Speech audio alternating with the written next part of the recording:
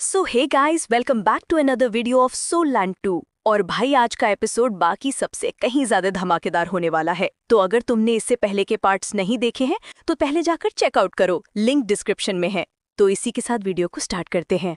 तो एपिसोड की शुरुआत वहीं से होती है जहां यू हाउ ने आखिरकार अपनी सोल को सोलिडिफाइड कर लिया था। उसके चारों तरफ की स्पिरिचुअल एनर्जी अब तेजी से उसकी बॉडी की ओर खींची जा रही थी। उसे अब वो राज समझ में आ चुका था कि एम्परर दिथियन का असली सीक्रेट क्या है। धीरे धीरे उसके हाथों में एनर्जी का एक गोलाकार वॉर्टेक्स बनना शुरू होता है। हवा भारी हो जाती है, जमीन हिलने लगती है और वो एनर्जी इतनी खतरनाक थी कि आसपास की सारी चीजें खुद ब खुद गिरने लगती हैं। यू हाउ भी हैरान रह जाता है। वो सोचने लगता है, मेरे अंदर पहले से ही एक छोटा ब्लैक होल था, लेकिन इसकी जो प्यूरिटी और पावर है वो कई गुना ज्यादा है। वो महसूस करता है कि उसकी वर्तमान ताकत के हिसाब से इस पावर को अब्सॉर्ब करना नामुमकिन है, क्योंकि ये हाईली कंप्रेस सोल पावर किसी भी वक्त उसके हाथ में बस्पॉट हो सकती है। वो तुरंत वहां से हटकर जंगल के बीच में चला जाता है। वहां पहुंचकर वो उस टॉर्नेडो जैसे वॉर्टेक्स को हवा में फेंकता है और देखते ही देखते वो 10 गुना बड़ा हो जाता है। पूरे जंगल की स्पिरिचुअल एनर्जी उसकी ओर खींचने लगती है। इतनी विशाल शक्ति देख यू हाउ भी दंग रह जाता है। अब वो कहता है, अब तो मैं दूर की एनर्जी को भी ऑब्जॉर्ब कर सकता हूँ। पर यह पावर इतनी बड़ी थी कि दूर दूर तक इसका असर दिखाई देने लगता है। किले के सोल्जर्स सोचते हैं कि शायद कोई दुश्मन हमला कर रहा है। हर कोई उस धमाके की तरफ देखने लगता है और तभी यू हाउ समझ जाता है कि उसे अब और नहीं रुकना चाहिए। वो तुरंत अपने कैंप में लौट आता है।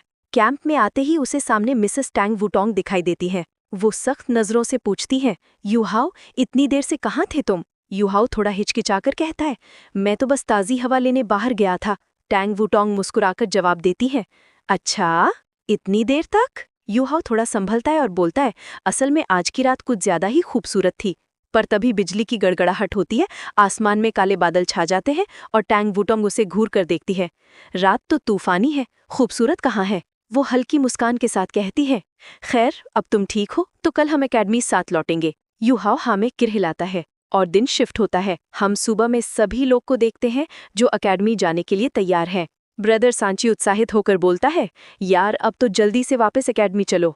लेकिन तभी एक गार्ड आकर कहता है, रुक जाइए, प्रिंसेस खुद तो नहीं आ सकी, लेकिन उन्होंने आपके लिए रिवॉर्ड्स और नोबल टाइटल्स भेजे हैं। सबके चेहरे पर खुशी आ जाती है, पर यू हाउ शांत रहता है और कहता है, मुझे कोई टाइटल या रिवॉर्ड नहीं चाहिए, बस प्रिंसेस और व्हाइट टाइगर ड्यूक को मेरा शुक्रिया कह देना।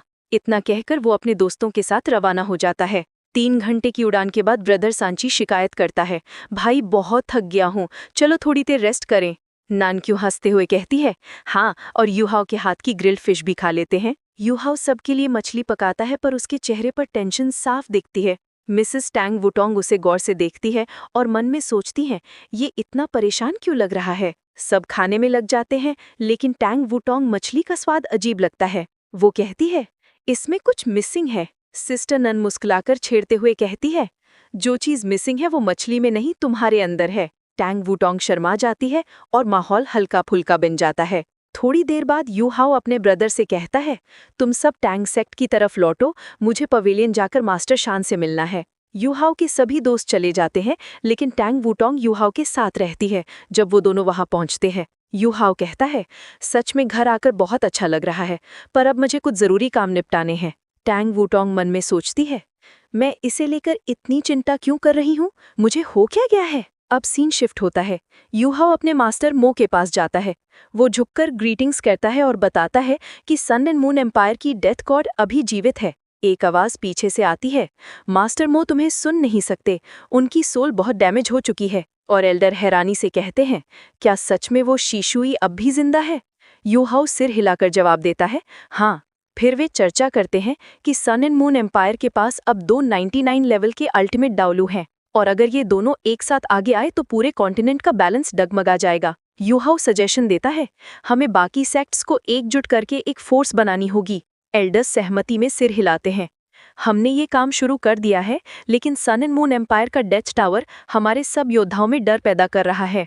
यू हाउ फिर बोलता है, जब मैं मिंगदो माउंटेन रेंज में था तब मैंने गलती से रिवर्स स्किल एक्टिवेट कर दी थी और एम्परर दिथियन की पावर मेरी बॉडी में आई थी। वो कहता है, मैंने देखा कि उसके अंदर जैसे कई ब्लैक होल्स जुड़े हुए हैं जो एक दूसरे से कनेक्ट होकर स्पेशल पावर बना रहे थे। उसकी सोल पावर हमारी कल्टीवेशन से बिल्कुल अलग थी। एल्डर ध्यान से सुनते हैं और कहते हैं, तुमने जो देखा वो सही है। हमारे डाउल्यूज जब 99 लेवल तक पहुंचते हैं तो उनकी सोल पावर सॉलिडिफाइड हो जाती है, लेकिन वे लोग यहीं पर अटक जाते हैं। यूहाव पूछता है, क्यों? एल्डर जवाब देते हैं, क्योंकि सॉलिडिफाइड सोल पावर फ्लो नहीं करती, वो रुक जाती है और इसलिए कोई उसके आगे नहीं बढ़ पाता। यूहाव ये सुनकर गहरी सोच में पड़ जाता है। क्या वो इस लिमिट को तोड़ भी पाएगा? क्या वो एम्परर दिथियन जैसी पावर हासिल कर सकेगा? सीन शिफ्ट होता है एल्डर शैन गहरी और मिस्टीरियस जगह से, जहां एल्डर शैन यूहा को एक बहुत ही गहरा नॉलेज समझा रहे होते हैं। वो बताते हैं कि अल्टीमेट डाउली के ऊपर जो ब्रेक थ्रू होता है वो किसी साधारण कल्टीवेशन पे नहीं, बल्कि उस फाउंडेशन पे जो सोल मास्टर के अंदर बनती है, सोल कोर। एल्डर बताते हैं कि ये सोल कोर कोई साधारण एनर्जी नहीं है, ये कंटिन्यूसली घूमती रहती है बिना रुके, ताकि वो आसपास के एनर्जीज को खींचकर सोल मास्टर को पावर दे सके। यानी यही असली फाउंडेशन है जो किसी भी मास्टर को लिमिटलेस पावर देती है। अब ये सुनकर यूहाओ की आंखें स्प्रेड हो जाती है। वो पूछता है, तो क्या एम्परर दिथियन का ताकत का राज यही है? एल्डर मुस्कुराते हुए कहते हैं, सही समझे, लेकिन बात इतनी आसान नहीं है। दिथियन का मेथड बाकी सबसे बिल्कुल अलग है। उसकी कल्टीवेशन मिस्टीरियस भी है और खतरनाक भी। फिर एल्डर शान अपने हाथ उठाते हैं और उनके हाथों में बनता है घूमता हुआ काला वोटेक्स, एक ब्लैक होल जैसा एनर्जी वोटेक्स। वो कहते हैं, दिथियन का सीक्रेट कुछ ऐसा ही काम करता होगा। वो अपनी सोल फोर्स को ट्रिगर की तरह यूज करता है और स्पेस में कोलैप्स पैदा करता है।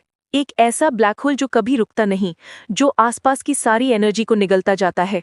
यूहाव हैरान रह जाता है, लेकिन एल्डर आगे बताते हैं, ऐसी शक्ति को कंट्रोल करने के लिए स्पिरिचुअल कंट्रोल की लिमिटेशन से परे जाना पड़ता है। मैं इसे थोड़ी देर के लिए ही संभाल सकता हूँ, लेकिन दिथियन इसे हमेशा बनाए रखता है। और जानना चाहते हो क्यों? यूहाव ध्यान से देखता है।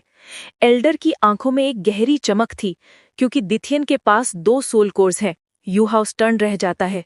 2 सोल कोर्स? ये कैसे मुमकिन है? एल्डर कहते हैं, जितने भी अल्टीमेट डाउलू है, लगभग सबके पास सेकंड कंडेंस सोल होता है, जैसे सीनियर मोहे, लॉन्ग शाओ या पॉइजन इन्फर्न।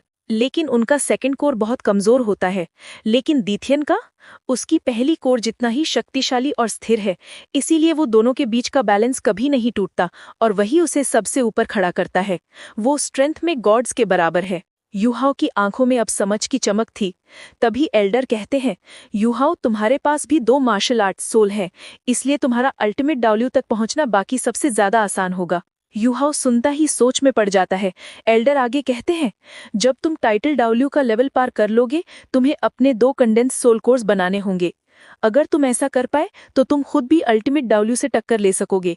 यूहाव एक गहरी सांस लेता है, फिर धीरे से पूछता है, एल्डर, अगर मैं अभी अपने करंट स्टेज में ही सेकंड कोर बनाने की कोशिश करूं तो? एल्डर मुस्कुराते हुए कहते हैं, तो तुम्हारी कल्टीवेशन स्पीड बहुत तेजी से बढ़ेगी।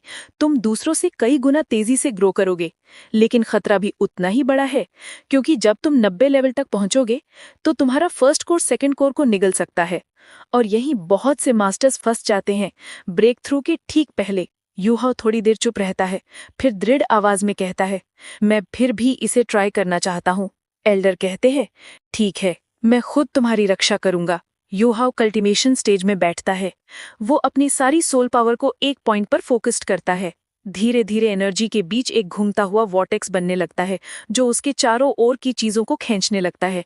एल्डर शैन उसे देखते हैं, बहुत अच्छे, तुम सही रास्ते पर हो। यूहाव स्वेट में डूबा हुआ बोलता है, मैं इसे और कंप्रेस करना होगा। वो पूरी शक्ति लगाता है, लेकिन अब वो वॉर्टेक्स अनकंट्रोलेबल होने लगता है। उसकी 50% सोल फोर्स ड्रेन हो चुकी थी, फिर 80% तक। चारों ओर एनर्जी की लहरें उठने लगती है। बाकी एल्डर्स सेंसिंग करते हैं, इतनी बड़ी फ्लक्चुएशन, क्या कोई सुपर डाउल्यू ब्रेक थ्रू कर रहा है? सभी की नजर एल्डर शान के रूम की ओर जाती है। वो जानते हैं अंदर कुछ बहुत बड़ा हो रहा है। यूहाव अब खुद को संभाल नहीं पा रहा था। एल्डर चिल्लाते हैं, यूहाव, कंट्रोल करो खुद को, तुम्हारा कोर कोलैप्स कर रहा है। यूहाव की सोल कॉन्शियसनेस में भी तूफान उठता है।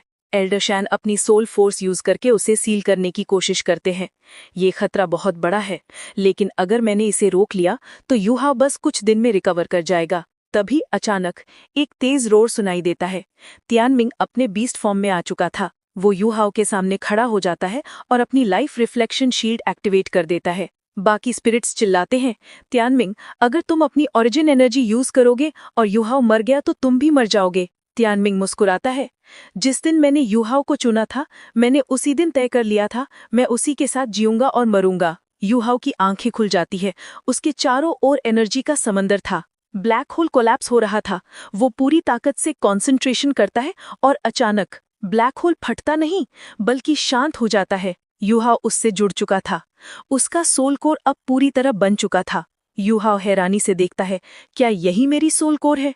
और उसके चेहरे पर एक संतुलित मुस्कान उभरती है। वो जान चुका था कि अब उसकी राह कोई नहीं रोक सकता। और इसी के साथ ये एपिसोड खत्म होती है। अगर आप लोगों को मेरी वीडियो पसंद आई होगी तो वीडियो को लाइक करके चैनल को सब्सक्राइब जरूर करें और बेल नोटिफिकेशन को ऑन कर दें। Thank you.